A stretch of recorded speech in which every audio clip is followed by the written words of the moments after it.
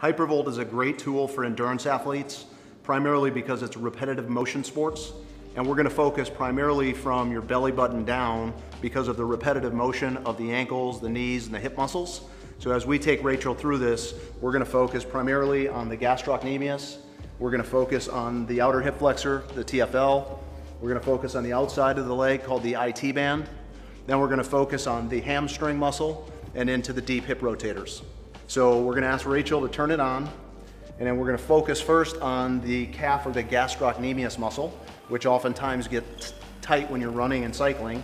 So we're gonna ask her to go up and down the calf, and we want her to find any areas that are tender, and then once she finds that, we want her to hold it for 30 seconds. And holding it with vibration therapy gets the muscle to relax.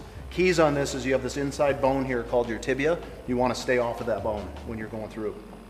So we'll have her do both sets of the gastroc. Then we're gonna ask her to go to the outside of the hip flexor here, and that's called your tensor fascia lata. So we want her to go to about right there, find out any tender points, and then go ahead and hold it. And then she's gonna continue down into the IT band, which again goes down to the outside of the kneecap or the patella.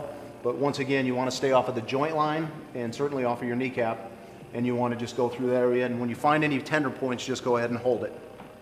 And we're gonna ask you to stand up, Rachel, and then we're gonna switch, and we're gonna now do the hamstring. So the hamstring is a big muscle, so we're gonna start on the outside, then you're gonna go down from the gluteus down to the knee, and again, find any areas that are tender, and you'd hold that for 30 seconds. And then go more to the inside, into the center of the belly, and then you wanna go through that same area as well.